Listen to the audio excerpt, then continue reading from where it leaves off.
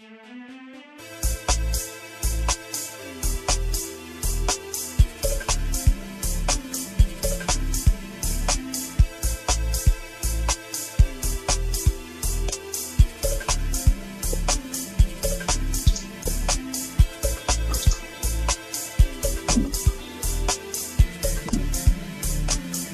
dance.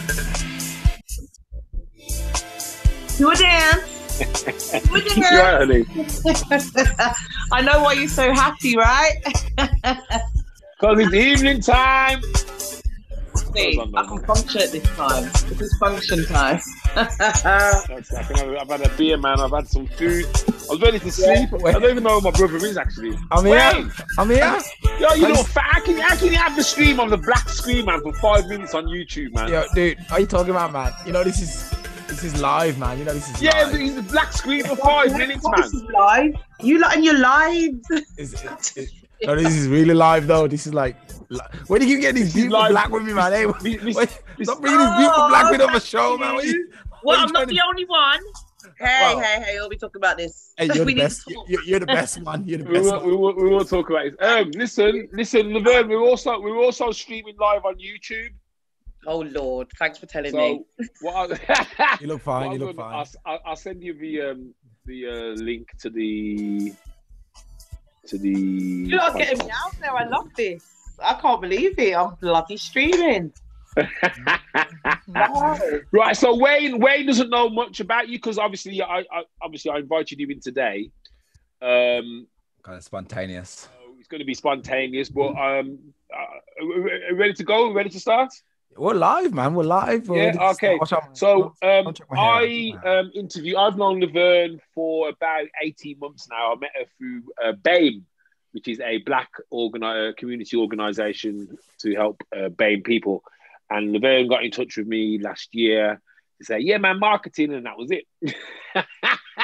And then this year she contacted me again and went, yeah, man, marketing. I said, right, before you go off and talk. So, yeah, man, so Laverne's got a company called Major Model Behaviour. Okay. And she is doing some crazy things. When you go on her Instagram later on, I know a man like you with big eyes would appreciate Laverne's Instagram and Major Model Behaviour, because it's about women being empowered, and they become empowered by what Laverne helps them feel comfortable to wear. And when I say wear, hold on, I'll give you the link. you said the magic word. All right, listen. Right, Laverne. Before we go any further, my brother's fresh, so he ain't backward in coming forward. So I'm going to send him the link now to Major Model, so you can have a little nose into it. So don't make him no noise, though, Wayne. No noise. I'll mute my mic. You just watch my screen. I'm muting my. I'm going to send you the link. He knows his brother well. He's like, no noise. You know what it is, though, Laverne? You know what it is? It's because he's based on my dad. So he's the true clone. I'm like the one who fell right next to the tree. Oh, he's the true clone, man. My brother. But okay, I've just sent you the Instagram anyway. So listen, don't make your eyes then pop out on screen. Just put your hand over your mouth and smirk, and then fine, get on with it. Okay. All right. While you're doing that, Laverne, I'll give you a bit of a synopsis. Blackopolypse, we started doing this podcast it was last year, Almost a year. Well, wow. This is the 50th episode. This is the 49th episode, so we've got 3 more weeks. We've done a year, 52. Bloody hell. So next week's a special one. It's 50. I love it. Perfect. So we every week. Wait, shut up, man. I thought he's going to mute yourself. Oh, sorry, every week we come on, we have current affairs. That was current affairs. And we talk about, obviously, when Black Lives Matter was happening, we had quite a lot about that. So, and what we try and do is every week we try and get on different guests. So we have a pool of guests. There's about 7 or 8 people who we can say, yeah, come and join in. And then we'll just talk topics and what's going on at this moment in time. So that's what it's about. But obviously, because you're new, you're going to be the focal of attention. Thank you very much. And we'll go from there. Yes, Mr. Andrew, how you doing, man? I'm not too bad. How are you? I'm all right. You having a good week so far? Yeah, man. I'm good, man. I'm good. Thank you very much. How about yourself? Not bad, I tell you what, it's already Wednesday tomorrow. I can't believe how quick the week goes. Or time just it's gone quick, isn't it? It's madness, man. December soon, January soon. Bloody hell. Hey, the tax man's got to get his money soon. Lord God. Wayne, you come out of your shot now. You froze, mate. Hey, Queen. I call her Queen. Us black people call her our people kings and queens. Hey, Queen, what you saying, man? Just messing. That's a nice picture still. But yeah, so that's what Laverne's about. She's about empowering women who have been in a situation. But I let her talk about herself. What are you talking to? I'm not your bloody agent. I like it. It's brilliant. It's brilliant. I don't know if you say it very well as well. So thank you. Bless. I've heard you enough times, man. If I don't know it by now, I need a slap. I know that's true. Okay, because Wayne's speechless. Let me kick off then. So, hey, today, Blackopolypse, we're here, we're there, we're everywhere, we're live. We got Andrew over here in the UK. We got Wayne Alstallio over there in Germany. Superfly, aka Superfly. He's a little bit shocked because he's just seen some beauty on Instagram and now he can't even speak. I've never known him to be this quiet, which is like 5 minutes of quietness, man. More pictures next week. We have the wonderful Laverne Major. Major, understand that, Laverne Major. What a name! What a goddamn cool name, Laverne Major. Who runs a company called Major Model Behaviour. And trust me when I say that she adds elements and corners to women who need to be empowered. So she's our special guest today. She's looking like some queen who's just come out. African queen. Just like an African queen, man. That's like, no, you three boys, you are my slaves tonight. Yeah. Stop it. I've got my animal energy on today. That's it, man. So we will be your ears, and we just want to hear how you are helping the world. So I'll tell you what, because I already know. Kick us off, man. So what is Major Model Behaviour? What's all this about? It's Major Modeling and Behaviour, man. Tell us more. Okay, so Major Model Behaviour, it kind of started off when I decided that I wanted to empower women about how they feel about themselves. I'm a black woman, as you can see, and I've been in all walks of life. I've been fortunate enough, I would say, to see different types of society. I can go right down to the homeless people. I've been homeless before, so I can relate to that.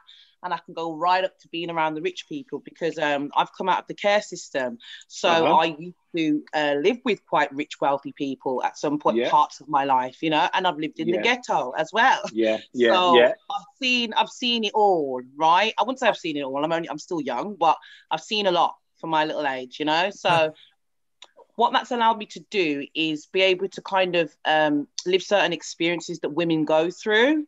When I was young, I used to always think to myself, I'm strong. Why am I not breaking? Why am I not reacting to life the way that a lot of other women were?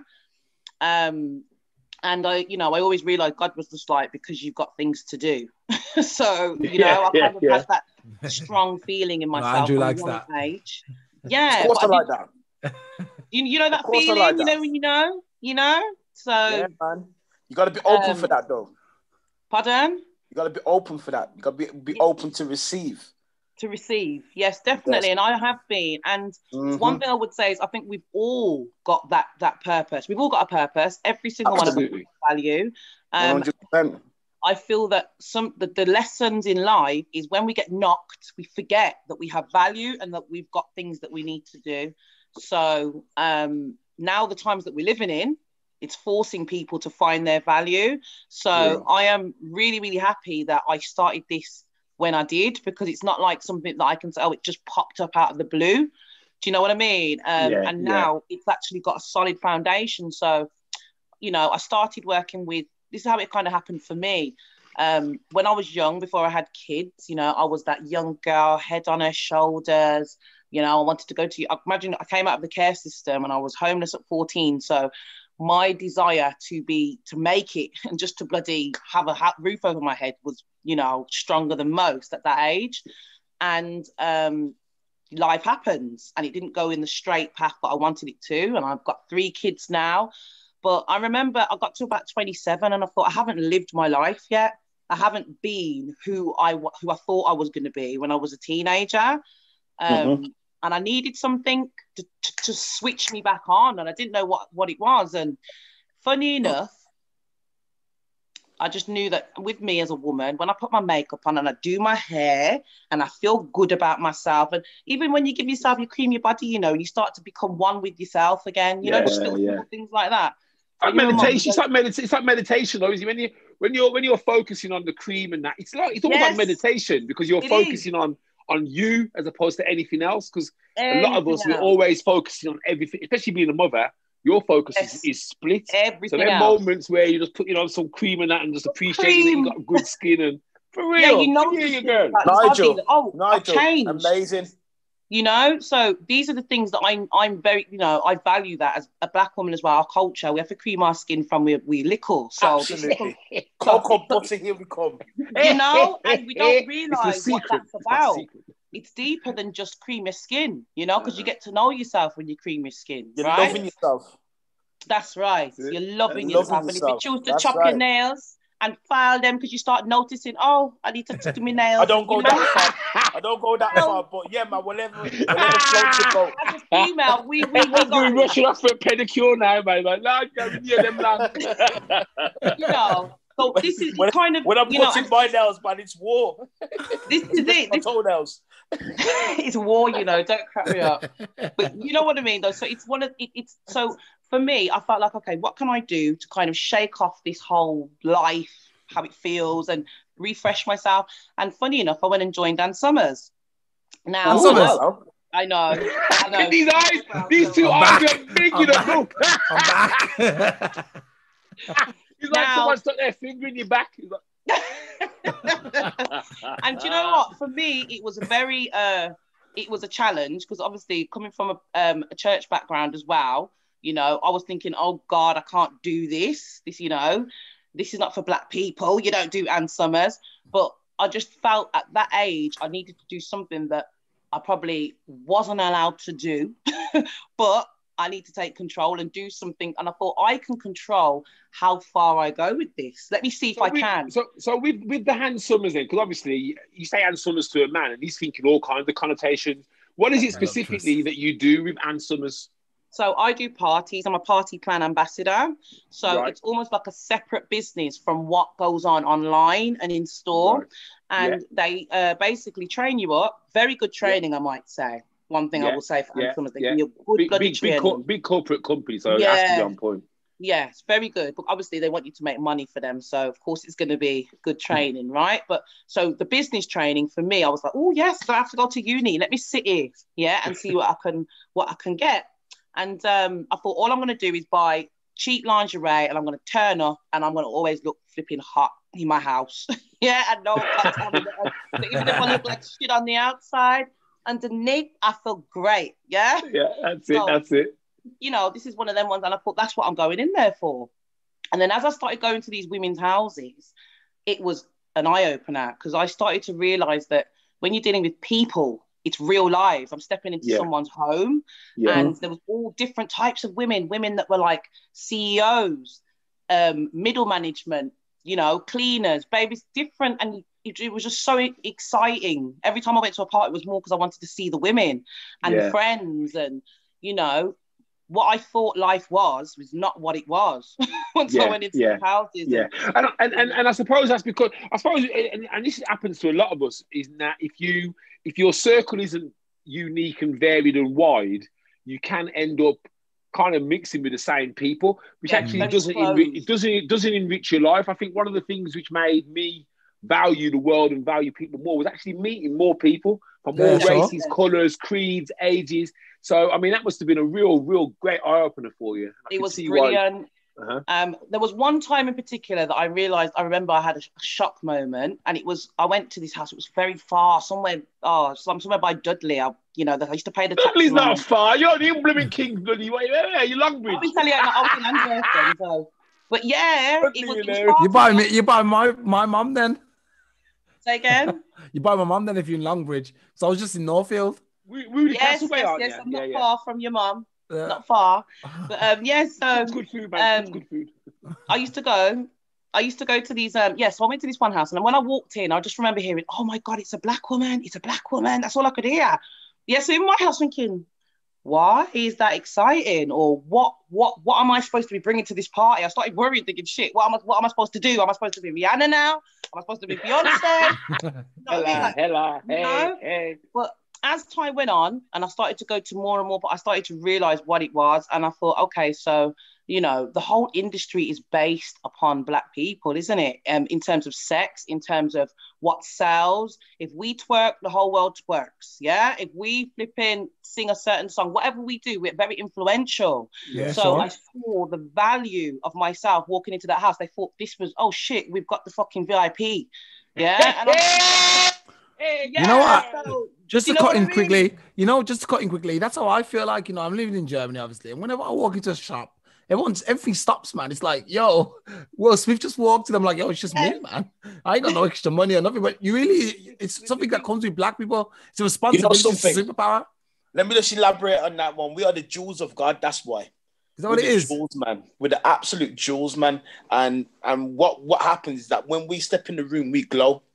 We start the conversation. There's something about us that it's not ugly, but it's different and it's special, and no one else has got that on the planet. Hence the reason why we're the most hated on the planet. Probably that's what it is, man. It's envy, man. We're the most hated. Envy. And you're absolutely right there, Andrew, because we do bring a certain energy to the party. Energy, you know what I mean? Word, I mean, being younger, man, and you go out with your white friends, and you be the only black guy, and you'd reach at the party. It's like the party come to life when you walk in. You're the centre of attention. People start dancing. You're the centre of attention. Yeah, you love it. They love it, and they love being around you. Can I also say, sometimes we're not centre. Sometimes we can be just cranked off in the corner. But it's like you said, people want to play up to the energy. It's the energy, there's a level of talent within black people. Vibe. So Absolutely. anybody who's got talent wants to show it at that moment. Yeah. Does that make sense? Yeah. It's either we loved or we hated. It's never in the middle. That's right. How did you? Right. This is the question to Andrew, because obviously Andrew, you're from a church background. I know you're quite passionate about your beliefs. I mean, what are your kind of thoughts about a woman selling what is nice underwear for her to put on and feel good about herself? I mean, what's your kind of take on that? Because some people would say, Lord God, you're going to burn in hell. You know what I mean? And we'll go that way. But what's your kind of good question. If you're a married woman, dress up nice for your husband because he's gonna love it. Spice up your life. Spice up your life. Right. Keep the energy going in your marriage. Absolutely, 110%. Brilliant. I love that. That is perfect. I know old school. I mean, I'm like grew up in a church background, and it was so stuffy back in the day, man. And they almost made you feel that to be women shouldn't kind of have any feelings. And no, I don't believe that. That's how it kind of came across. I believe that. I believe that. Definitely. I believe that back in the day, you look at society back in the day, women didn't really have any voice like they do now. Back in the day, it was very like if you're a wife, you stayed at home. That was maintained. That wasn't just church. That was society. They would make people. I'll give you that. Women, society. They wouldn't work. They wasn't allowed to work. They stay at home and look after the kids, and their man was go out there and work. That was that back in the day. A lot with our generation as well. Our generation. No, not even that, because I can't even say that, because when my great grandmother came over here, it was she that came over here and sent for her children. My nan. You know what I mean? And my great aunt and my great uncle, she sent for them. And then when they came over here, they worked as well. Black women actually changed the mold in regards to working, because where white women were working back in the day, black women was out there grafting, being nurses. Well, from day one, isn't it? From day one, they came here to work. It's the same thing. For when the Africans come in, they come to work. From day one, they come here to work. You know what I mean? They broke the mold. Black women broke the mold in this That's country. interesting. A whole new conversation, that right there. Absolutely. And I think you've hit a major point there, because we often overlook the part that our black sisters, our black, the people who came before us, how they shaped society. I mean, look at the NHS. That wouldn't have been running without the input of black women. I'm telling you now, people of colour. Transport, London transport. This is a massive effect. I'm telling you now, the NHS and the way my nan used to always say this to me when she was alive, that when we first came over here, we changed a lot of things when it comes to cleanliness. Because she said that when they came over here, they would get their piss bucket and they'd do the bucket and throw it out the window. That people was like, don't do that, man. That's nasty. Do you know what I'm trying to say? You know what's funny? I've just cooked some dinner, right? And while I was doing it, because I do a bit of comedy, and I was thinking of a sketch, and I was thinking, bloody hell, on this packet of meat, it says that you're supposed to cook it for like 15 to 20 minutes. And I'm thinking, there's no black person who's cooking meat for 15 bloody minutes. That's raw, man. When I used to, when I used to have steak when I was growing up, my steak used to come black. It's like medium. You want it medium, sir? Well done. I was like, no, I want it black, no blood. But sir, the meat will be tough. Yes, but there'll be no germs. We don't want no blood. No parasites. Absolutely. Absolutely. Food, man. And it's the same way we season it. My mum reckons that the way she seasons her food can't go off. That's why she'll serve you up. She'll serve you up food, man. I've been seasoned 6 months prior. Yeah. Cooked, frozen, reheated, back on the plate. Tastes good. There's been no side effects yet. People, man, we're different, Different, man. We have to live in hot countries where the food has to be kept. That's right. We have to find ways of preserving it. So what they're saying is fact. What they're saying is true. Yeah, but as I says, man, going back to what I was saying, that what my nan says, that we changed everything when it comes to looking after people, how we washed them, how we taught them how to be a bit more cleanliness. Because she said that when she came over here and she worked in the NHS, it was nasty. The people was nasty. And it was the Jamaican people that taught them how to be a bit more cleanliness. And you know something, Jamaican people are hardcore. If you think right, and obviously Laverne, you're probably too young for this, and maybe even you, Andrew. But I know Wayne would have gone through this. I reckon I won't be. They're as old as me, man. No. Before we go there, I want to point out one thing. I'm not as young as you think I am. This is 50. Your cocoa butter's working well. Mate, I know, man. I never leave on without it. People used to watch their kids in Dettol. Yeah, I used to watch in Dettol. I still do. Dettol to the thing, you'd be like, yeah. In your baths. Yeah, man, in your baths. He's watching Bleach. I use Dettol. Yeah. I still use Dettol now. Yeah, man. Listen, I grew up with my great-grandmother, not my grandmother, my great-grandmother. She grew from I was 6 months old till I was 7 years old. So I'm very cultured, man. Nice. That's blessed, man. And he started cooks like a mean rice and peas and chicken and dumpling and stuff in Atkins. So you cook up a mean storm, man. Right. Me? Well, he was only 7. Yeah, but of course you can cook, man. There ain't no black people who can't cook, man. Don't tell me that. Of course we can cook, man. So Laverne, you mentioned earlier about the homeless. Obviously, I don't want to go too deep if it's a raw thing for you, but homeless at 14, I mean, good God. I mean, how does that happen? How? Well, very easily, really. So, cut a long story short, my mum, she suffers from depression. Right. So every now and again, she would be admitted into hospital, which meant me, and at the time she was young. So my mum had me at I think she was 17. So by the time she started to get her depression and whatnot, me and my sister, my family was still young, everyone's still young and blah, blah, blah, blah. But cut a long story short, me and my sister, we had to go into care. So then we spent between the age of, I think, 18 months till 15. Yeah, in care. What, in and out of care, or no, straight full care order. So did you still see your mum? No, I didn't meet her. I didn't meet her till I was 16.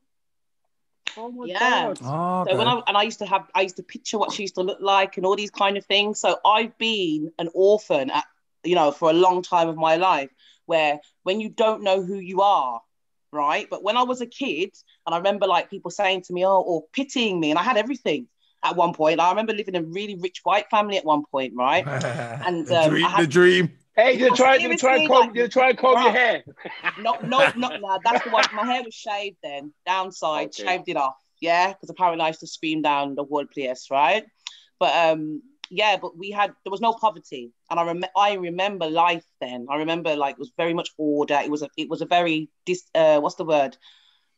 Functional upbringing. Yeah, everything was patterned. Hey, black people are dysfunctional. Is that what you're trying to say? No, I'm not. But like, there's dysfunction in both sides.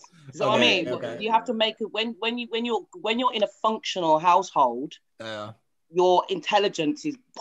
It allows to expand, and it's allowed to expand. Yeah. So being that young, placed in that environment, there was a lot. Yeah, there was a lot going on. I was moving like I was 7 when I was 3. Do you know what I mean? And 8. Yeah.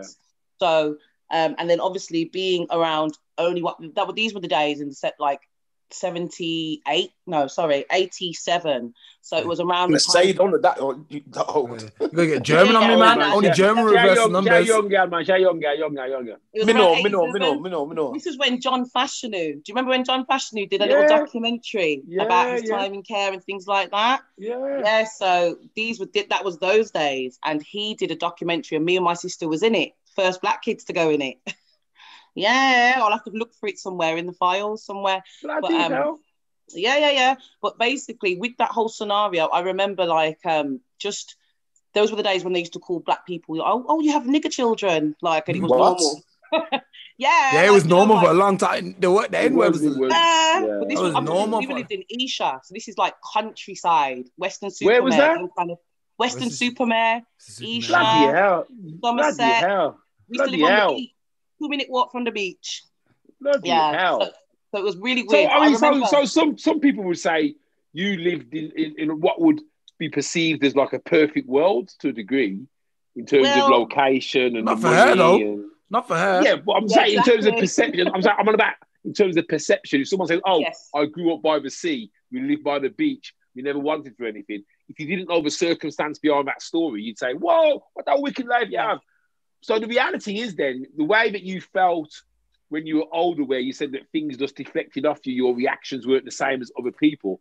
Do you think that that's a consequence of being in care? You've had to kind of find this strength from a much early age? Yeah, definitely. And I think when I'm looking at the age I'm at now and that I work in certain fields and whatever, and where I don't work, I volunteer, and the training that goes into it, I realized that there was some intelligent people around me, luckily, like in terms of social workers and whatnot, because now they don't train them how they used to train them then, or the people that used to get involved in that then were there for the passion. Not all of them, but some of them, you know. So at that age, I was lucky enough to have this really beautiful guy. He was about 70. No, he probably wasn't. He was probably about 60, but I remember he had the big old grey hair. But he was like an artist, really talented. So he was all about, like bringing the most out of me and Antonia, me and my sister. And he really protected us in a bubble and made sure the people that we were with like suited our personalities. This is who they are. Don't change them. That's it.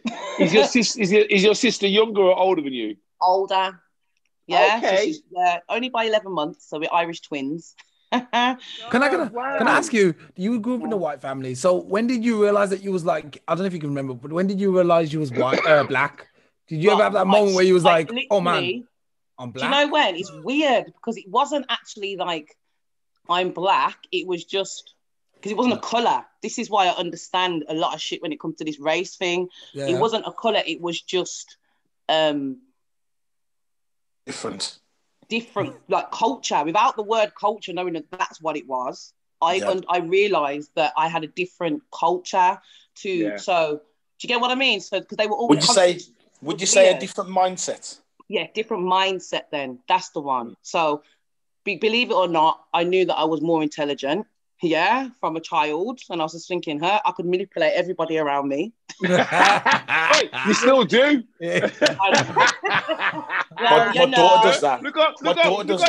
Look how you have three man. I ask the question. I was gonna say. You know something? My daughter does that. My 10-year-old daughter does that, and she does it with style. It's no effort for her. No effort. And it's scary. Yeah, because it's intelligent. Scary. It's intelligent, and especially if that child's given freedom to express themselves. Whereas, they'll go as far as they can with it. Whereas when I came into the black family, so we moved. We was only there with the white family for about till I was 5 or 4.5, I think I was. And then we had to go to black families because they changed the law and said that black children had to be placed with black families and vice versa because they were growing up having identity crisis. What was the initial feeling like when you went from the white family? No, God have mercy, I nearly dead. Wait. He's like, I don't have my own room. You know what? First of all, I went to now I know that my foster mom at the time, I know that she must have put on her Queen's English to get me and my sister. There's no way that she must have. Yeah, because she did used to. Sounds like my mum. Go your backside, woman. Go clean up. Listen, but you see, as soon as the week wore off, we was in Kingston, Spanish Town. There was no. I didn't even understand what she was saying half the time. Yeah, so it was like that, and I was just like, shit. But we got the hardcore, there was no wrap you in cotton wool. There was none of that, right? Black families aren't like that. That generation, very, you'd struggle to fight because they were brought up raw themselves. So it's almost like that. Yeah, it's like that. It's almost like that kind of tough love. So my son, my mum get on like a house on fire. She cusses him, or she does, damn picky head boy, you put them things. She cuss him all, you know what I mean? She'll cuss him and Nanny, I love you. But my daughter, she's from Stoke. She didn't get it. She don't get this black person's banter. So she's completely English. So you put her in a room with black women who are cussing and bantering, and she'd be like, someone's gonna have a fight. Does she identify as white? Luce would laugh. Does she identify as white? Because I realized when I was in England, obviously my family, a couple of the younger girls in the house identify as white now and not black anymore. I don't know if I'm honest. I think mixed race. She's not. She ain't mixed race. Okay, I'm with you now. She ain't reaching out for her culture, and she never really has to be fair. Though, I think. Yeah, I think it's the way she's been brought up. It's different. It's a shame. It's different for mixed race children because my daughter, she's mixed race as well. And the more they get to know you as a father, the more they're gonna draw onto their culture. Yeah. You know, I'm very in between. I can be normal Andrew speaking, you know what I mean, and then I can start speaking medical patois and having medical flavour. But you know what I love. And this is the main thing. I like my children to get to know their granddad. You know what I mean? Mm-hmm. Yeah. Granddad's a key factor for that because he brings the culture because he's from Jamaica. You know, so you know having your children around grandparents is so important, man. But isn't pass on the next thing? Because I suppose to the generations that are born here now. I mean, Granddad, bless him, he's basing his culture on a time that's because Jamaica that your granddad left and Jamaica now is a different Jamaica. Different Jamaica. I mean? In terms of the way that the kind of support that another brother will give another brother isn't like it was back in the 60s, the 50s. It's not. You know what I mean? Not. It's very. Do you think it's worse, or do you think it's better now? Oh, it's worse. You're from England, you have money. So, and that's the thing. You shouldn't be able. You can't.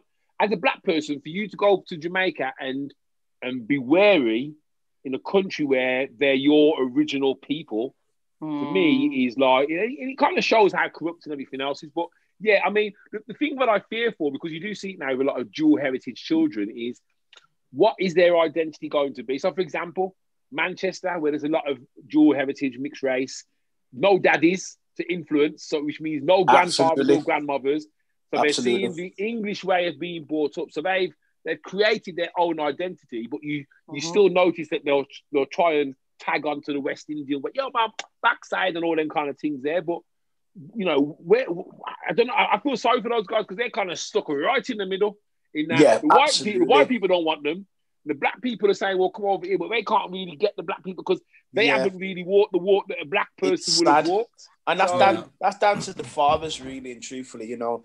You know, I don't think. Do you know what though? I disagree because I believe it's bigger than us as individuals. I think it's the society. I think it's designed to be like that because if dual heritage was a thing, which it should be, right, and people understood that you need to unplug from both sides. You cannot teach a mixed race child only about its black side or only about its white side. You have to do both. And because it's not something that's ingrained in people, they just get left basically, and then they have to make a choice. They feel then, I need to choose. Do you know what I mean? Deeper than that. I think it's deeper than that. I think that I'm touching back onto that base. What I was saying, fathers are so important. They are 100%. Fathers have to make that sacrifice to make your child understand you, and that's where they'll understand the culture is through the mother and through the father. You understand me? And there's a lot of black men out there. They'll get with the white girl. It's all about the boobs, and then she gets pregnant, but you're still out there having fun, and you don't really care. Or back in them times, back in the day, it was a shame for any white person to have a black child, and then that was another situation. Well, you say that, not where I'm from, mate. They saw it as designer babies, man. Trust me. No. Now it's designer babies. I'm talking about back in the day, man. I used to see them in Birmingham. Back in the day, not now. Now it's great. Now it's culture. That's a trend. When my son was born, but back in the day, like some dolly. But back in the day, it was shameful. So it is deep, but that's that. It is what it is. But fathers, key point there, fathers are the key thing to make a child know their culture. If you've got a mixed race daughter out there and you're a black man, if that child does not know your culture as a father, then that's down to you. You've done that to that child. I just finished watching. Well, sorry, you carry on. I've just been finished listening to Akala's book about racism and stuff.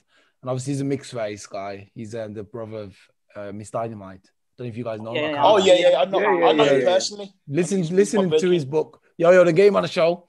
I tell you, his book is. Try and get him on the show still. Mate, if you got him on this show, you need 3 hours, man, because that man knows. His book is exceptional. He's brilliant. He's brilliant. He's deep, very intelligent.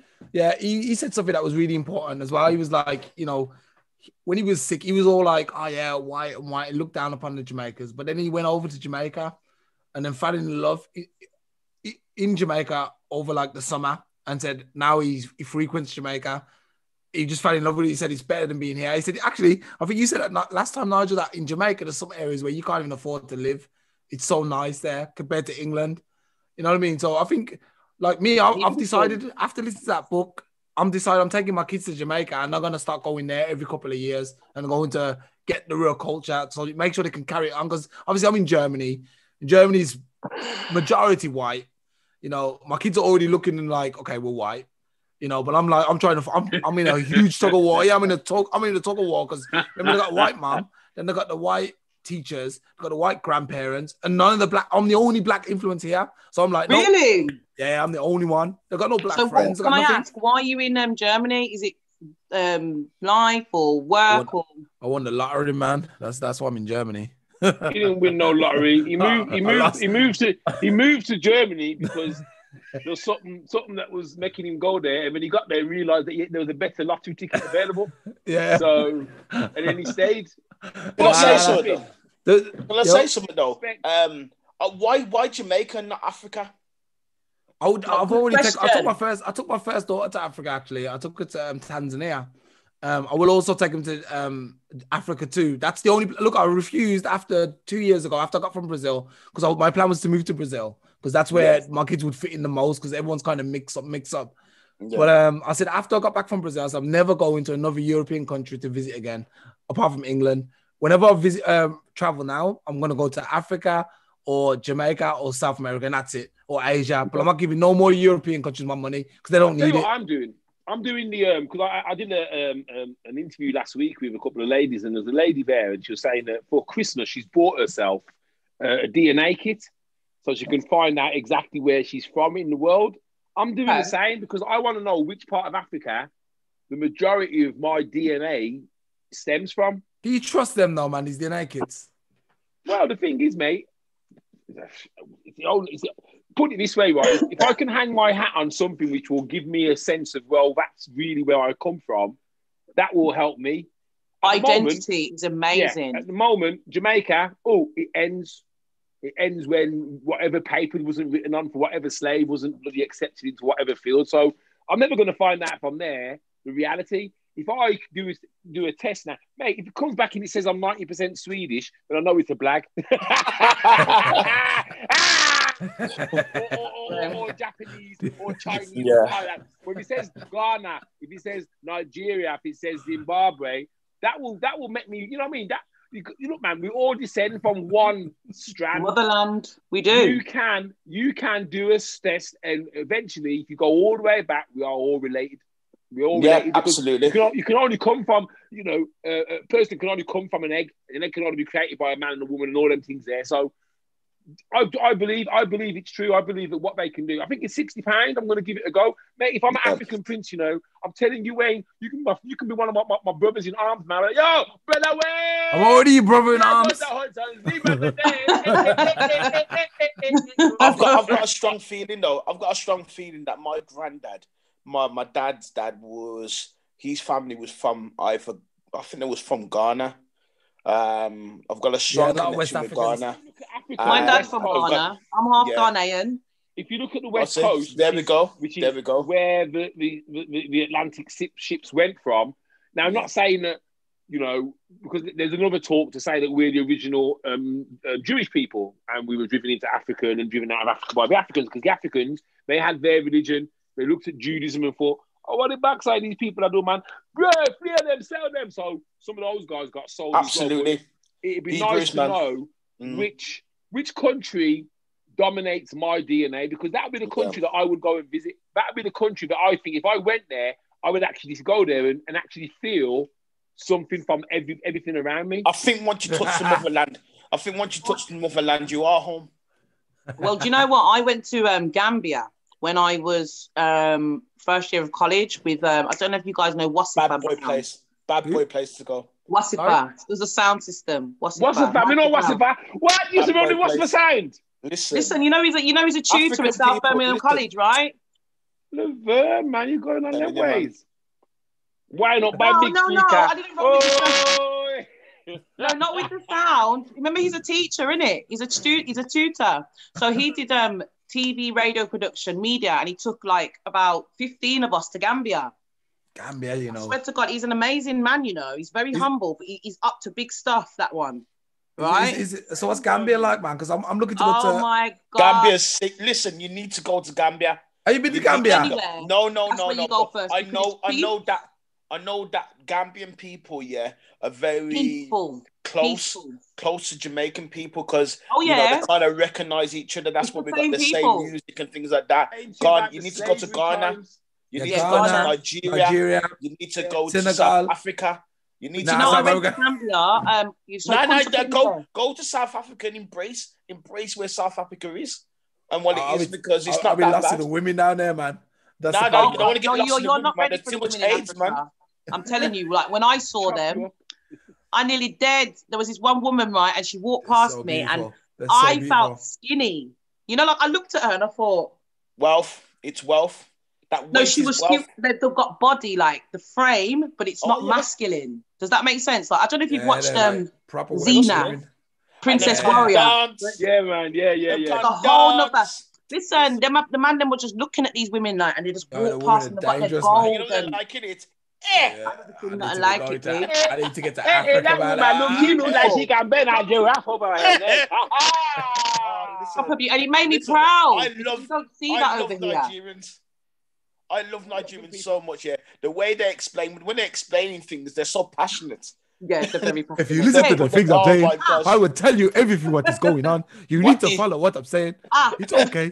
It's very good. And you think they're getting mad, but they're just getting passionate about what they're saying. I'm saying, oh my God. Same though with Jamaicans though. I mean, I remember when I went to Jamaica, we come out of Kingston Airport, and it's the first time I'd been to Jamaica, and you come out of the airport and all you can hear are music, 1,000 black men cussing. So it sounds like there's a riot going on. Oh, the backside, this is my fear, you know. No, Probably man, dominoes. piss off. I'm my fear. No, sir, I'm not take this fear, yeah. Yo, why? Come on down the way, man. All you can hear. Pure banter. Friends. They're all friends. But Your someone who banter. doesn't know about culture would Listen. think, oh, George, quick, grab the cases. We need to get out of here quickly. Now she's saying that, no. Play dominoes. Yo, I know. Play dominoes. Nah, man, I think you're wrong about that, Nigel. Because I know a lot of Germans who've been to Jamaica and they say it's like the best place they've ever been. They'll be like, Jamaica's one of the best places. They're not scared, Germany man. is quite real. Yeah, They've got their own. No. I'm saying if you don't know that culture, if you're a fearful, if you see two people arguing, You suffer from anxiety. Your first thing is, oh, what's going on? What I'm saying is, in the natural state, black people argue with each other. Yeah, you know what I mean? But we're not arguing. We're just cussing word and cussing each other and No, listen, I told you, I was 5 and me and my sister was like, it's time for suicide. What the fuck is this? Yeah, because imagine they're talking to you and they're asking you a question, but the questions sound like an instruction. And you know, like, it's like, listen, it's the opposite in English. So we're looking at them and we are look pan. And like, we're looking at America. Oh, you're bad. And I'm thinking, where am I supposed to look? And that's the thing, right? Black people, right? No, your parents will beat you for a look. Listen. You'll sneeze, achoo, and your eyes will look pan them. We look pan some boy. Listen, you have to learn. Shut your box. Shut up box. Listen, you have to learn so quick. But what that made me do, and I see the difference in these children today, because I thought that I was being severely abused. Like, literally, I was like, nah, this is not even allowed, Bridget. And don't get me wrong, there was quite a bit of abuse going on within my childhood. I'm not going to lie. But I've noticed that some of it was generational, passed down, where they don't know no better. But I've noticed with my children, because they haven't got that hardcore, oh my God, like the common sense, geez. Like, for instance, sometimes I see, like, you see this whole gang thing and all these kids on the road, they're bad, innit? Bad man and bad gal. A lot of them just took too much licks. And you know, when you get so much licks and you don't feel the pain no more, you're not frightened of nothing. Because if you're not scaring of my mom or my dad, you can't chat to me. You know, and they basically put this really brave. I don't believe so, because I got beat and I've always had that respect. You know, I believe that. But the thing is, what you got to remember though, Andrew, it's different times, man. The thing is now, the kids, right? They get a beating. They can go onto the internet. They can tell their friends. Their friends go, "Oh, she can't do that. Who the fuck does she think she is, man? I tell you what." And then before you know, you got 10 school kids who are telling your kid how they can carry on in your home with you. I've seen it. No, listen. But the thing about it, though, this is where strength comes, because as a father, and as a any Jamaican person that would beat their pitney, go and tell the school that we beat you, so you can take so that way then when you come back from school, then your bags will be by the front door and you can go live with somebody else. That used to work. I don't know how old your daughter is now, mate, but them ones there, them lines there. Yeah, they go. They don't work anymore. They'll actually say to you, "Can you make sure my PlayStation's in the bag that you packed for me, please?" Yeah. And they'll tell you about PlayStation. Listen. That they broke up already. In pieces. Your PlayStation's in the bag right there. In pieces. Listen, you see, as a parent, you've got to be the baddest person in the world to them. You don't cross me. You cross me, and your whole world mash up. Everything mash up. I wish I could agree with you, man. I wish I could agree with you. I tried that with my son, but you know something? It ain't work. You know what? Happens? It doesn't work with every child. I'm going to lie with you. Didn't necessarily work with my sister. It depends on the temperament of the child. And also, you gotta have a team. So like, I wasn't with my kid's mum. Whenever I had to tell my son off, I was telling him off for stuff that he'd done in the week. I've got him on the weekend. I'm cussing him about Monday, Saturday. So I'm saying, why you can't do this, you can't do that, you can't go here. By Monday, he's back home with his mum. His mum's like, "Oh, go on, man." Yeah. So, there you go. There you go. Listen, I drive down to that boy's house and I'd ramp out his room. I'd take out Xbox, everything, take it out of his. I'd go to his mom's house and raid his mom's house and take Listen, you're fighting a losing battle because here's the key thing. The key thing is this. It's the man that brings up the woman and it's the woman that brings up the man. That's the key thing right there. So any mother out there that's got a son, you're bringing up that man. You're bringing up that man. Yeah. You are the main person. I agree in some parts because yes, a boy. I think a man must have his mother's love first of all, and absolutely. How a woman, a woman's supposed to show their son. Mm-hmm. How a woman is supposed to be like. This is what a woman is, basically, right? Yes. But there's bits that I can't show him. There is. I can't show him. And I used to be with my first child. I was very much like, I don't need no man. Yeah, I can raise you on my own because she was a girl. As soon as I had a boy, that changed. I was like, oh shit, I need a dad. Yeah. I'll tell you what. I'm gonna agree. I'm gonna align with Nigel on that one because, like I said, I'm married to my wife, and she undoes all the work I do, man. You know, she doesn't mean to, but the way she raises the kids and the way I raise the kids, if I come in and put some hard, proper Jamaican authority in there, the wife's going to undo my work in like 30 minutes, and the kids are going to... I can't discipline my kids anymore. They're out of control. You can't win in that. So all you can do is culture. Hope. That's culture, that is. That's culture. You can only hope. You can only hope. It's got to be a team thing, and this is the thing. Even if you don't both agree, there has to be a common ground. I tell you for what, you see kids, they are the best salespeople ever. And if they want something, they'll get it. And if they haven't got boundaries, they will push and push and push until there's no more. Yeah, can I just say something though? Yeah, I agree what you're saying. Yeah, because my two children, my son and my daughter, they're mixed race, and when I was with their mum and we lived together, it was awfully difficult to install that discipline in my son. Because what she would do, she would undo it straight away, and that's down to culture. Now, unfortunately, me and her split up, and there was a period in time that, you know, due to like unseen things that would happen, I didn't get to see my son for 3 years. And then when I came back on the scene and I seen him, he was a different character. He was a different boy. He was a different animal. You know, I remember one time when I went to visit him, and I went to her house, and she was like, "If you be good, I'm going to give you £5." And I was just like, "What?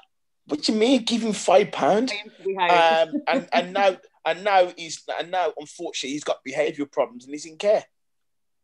Okay. Because he just became out of control. So the thing is, you can't treat a child like so.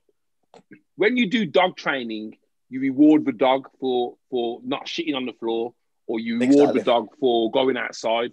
You can't train people like that. You can't say, "Oh, behave yourself," and I'm going to give you something. It's got to be behave your ass self, because society says if you don't, you ain't going to get very bloody far in life. Yeah, exactly. You know what I mean, there should not be rewards, but you know, it's one of those. I just personally feel white people and black people discipline their kids different. They bring up their kids different. It's a different kettle of fish when it comes to that. Oh, we got some comments, man. Who's Ashley Ava Williams? Oh, that's my sister. She knows you, man. She went, I remember that Major and her sister was absolutely go-getters, and I can see why always on the go and striving for the best.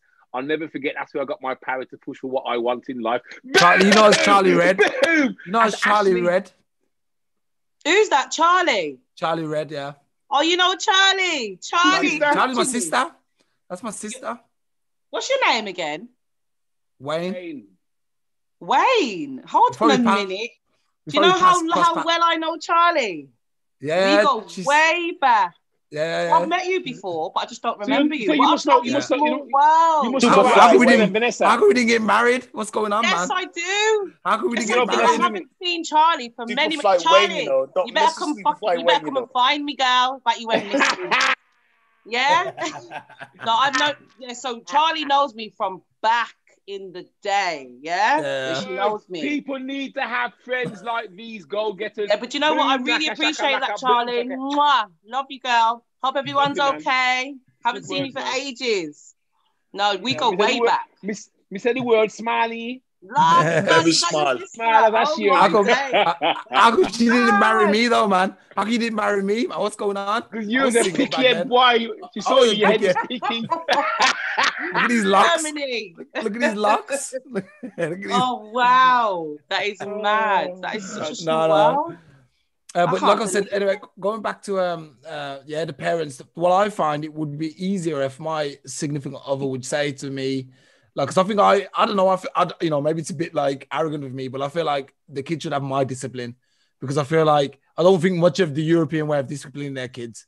So I'm like, whenever there's an issue, sorry, let me finish. When there's an issue, I think my wife should say to me, "Can you handle it?" And just leave it to me. And the kids know that when I get home, there's hell to pay. And that's how my wife should do it, but she doesn't do that. She tries to do it in her way. Then I come and realize something's mad, and I'll get mad. But the kids are like, "Well, mommy's they run behind mommy. Oh, mommy!" And then my wife. Mate, the thing is, mate, you know where you've gone wrong. I'll tell you now. From the moment your daughter's calling you by your first name and not calling you dad. I know, man. Mate, I know, man. That's where you go wrong, because what you're saying is, friend. we're on the same level, me and you. Yeah. Wayne. What can I say? It's never too late to rein kids in, you know. I'm gonna thump it. I'm gonna thump. No. I'm gonna deal with it. Really? So, you know, and sometimes, right? This is what I'm learning now. Kids are so intelligent. It's not like us. They're like my daughter. Right? You have to talk to them like with intelligence. Like, see how the teachers talk to them. Have you ever been to school and seen how them kids, when that door's shut and we're not there, have you seen how them teachers talk to the kids? They can't come on hello, da da da da da. They have to be. Do you know what I mean? The kids will eat them alive. Really, you know, you got to treat them like they're intelligent. You got to talk to them on a level, and when they ask you a question, you got to give them the truth. And recently, my kids have just obviously found out about sex now. Right? They're 6 and 7. Yes, and every time they go to their dads now, they come back with more stories about the reproduction system, right? So I'm saying, okay, so he thinks they're ready to know. But I thought, it's better him than me, because I would have been beaten around holy pabush, right? And so how they come and told me was, oh, mummy, I won the race. And I said, which race did you win? It's not even true, man. I'm going to be telling the stories. You know, let me give you a quick education how this actually works. When sperm ejaculates, all these sperms go out in it at the same time. Yeah. There's already been one selected to win the race. One is selected. The rest is to protect that one sperm and make sure the sperm gets to it. What happens is, once the sperm gets to the egg, the other sperms go around it and protect the egg, so no other sperms get in who might be trying to infiltrate the system. That's the truth behind it all. When there's a twin, what does that mean? That another one got in? No, there's the egg splits and one gets in, and then the egg splits into two, isn't it? One sperm goes in, the egg splits into identical twins, because you can get identical twins where it's one. It might be 2 eggs. It might be 2 eggs. There might always be a reserve. There might be always a reserve sperm. If the one don't make it, there might be a backup sperm. You watch too much cartoons, you have. Dude, I'm educated, man. So listen. The key factor is there's purpose in that one sperm, and that one sperm is you. There's purpose. Ain't no man in high enough. Yeah, man, that's on mission. No, but but what they then did, when I said okay, because I was a bit shocked, and I thought, okay, yes, you learned, cool. A couple of days later, it was, so mummy, what's a penis? And they wanted to see if I was gonna lie, like they know the truth now. So you know when kids get to that point where it's like, let me see what levels you're on, mum. And I almost fell for it. Do you know what I mean? I almost fell for it, and then I realised. What did you say? So what did you say? I said, well, you know what your looking for tips. He's looking for tips. Nah, I did. I just said, you know what your penis is, yeah? And he goes, yeah, so daddy said that the penis goes inside the private, and that's how Wait.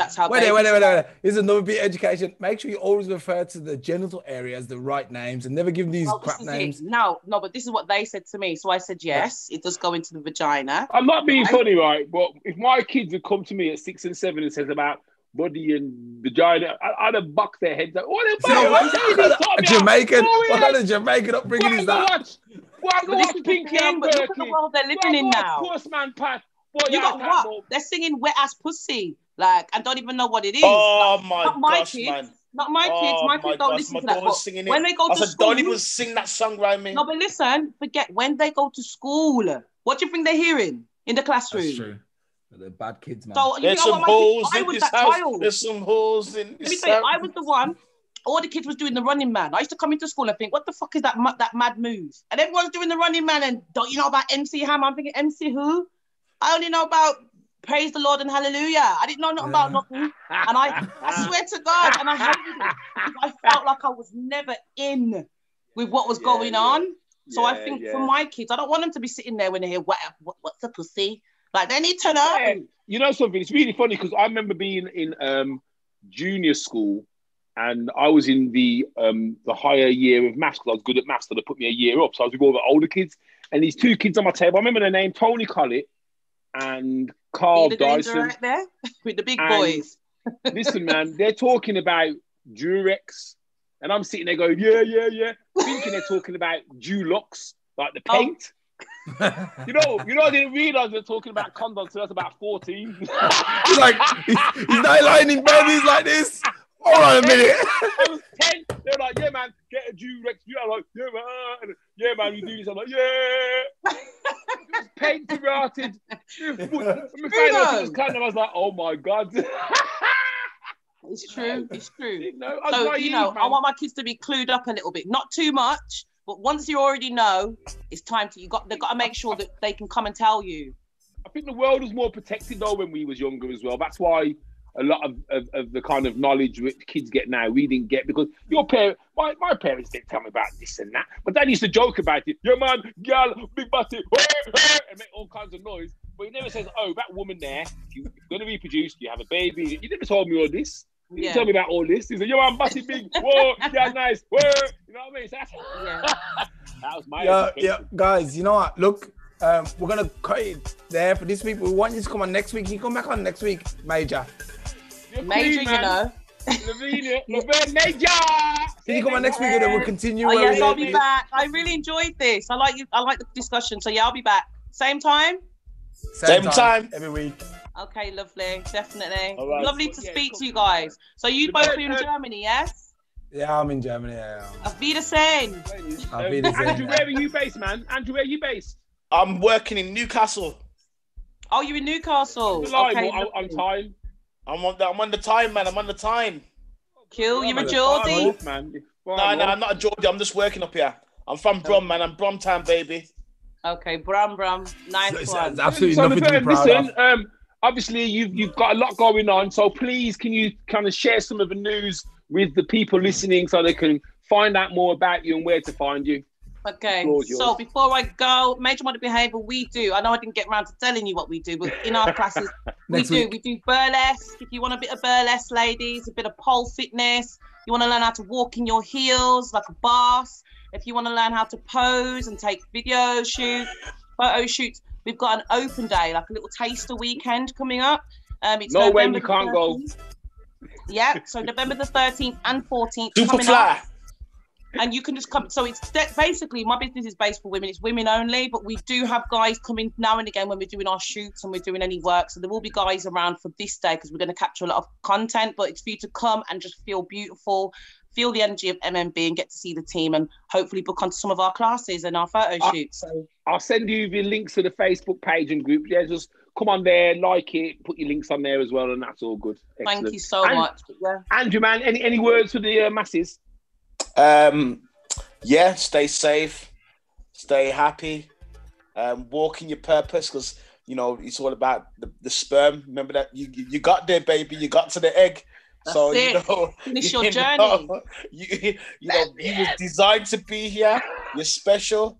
And make the most of your life because here today and gone tomorrow. For real, man. Listen, what a fantastic show this week. Somehow, Alstallio has let me kind of lead. I did all the talking, all the introducing. That's great, man. Hey, I like it sometimes. I like it. Looking at his Instagram and admiring women. Yeah, man, great. Brilliant show, guys. You know, same as Andrew, man. Just look after yourself. Have more faith in yourself. Nigel, one more thing. Almost forgot. I'm going to be singing because I do sing, guys, on the weekend. An event called Vintage Got Soul. Renee Williams. Don't know if you know of him. Birmingham. Okay, where's that at? Where's that happening? So it's going to be at the Mill. I think it's called the Mill in Digbeth on the 30th of this month. Is he streaming? I believe he is streaming, but I'll send the information to you, Nigel, so you can do something with it, yeah? But anybody else, just go on Instagram, Vintage Got Soul, and you'll find all the information, all right? Yeah, you see, you girl, man, you're doing everything, man. All I'm going to say is watch this lady, watch Laverne Major, because she's soaring, man. Big, she's soaring. Next 12 months, man, it's going to be larger than life.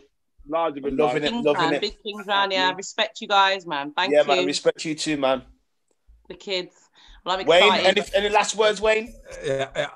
I feel kind of speechless, like, man. I love this. I love this, man. You guys are just, yeah, man. I like this. Yeah, I got energy.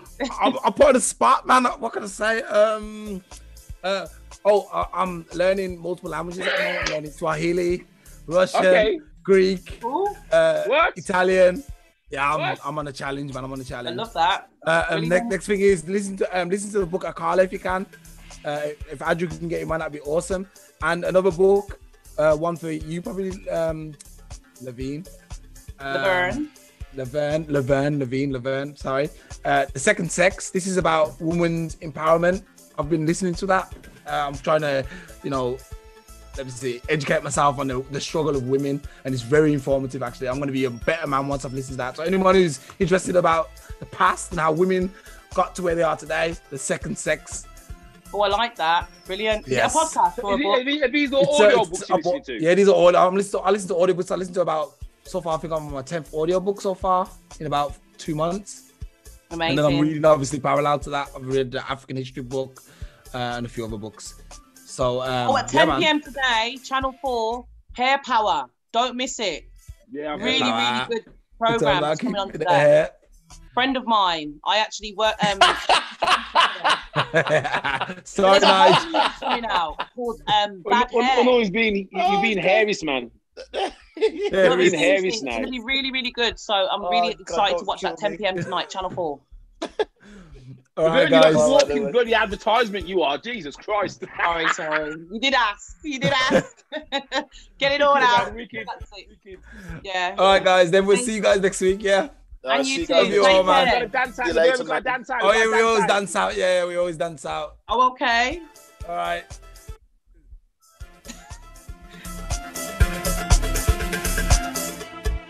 Breakdown.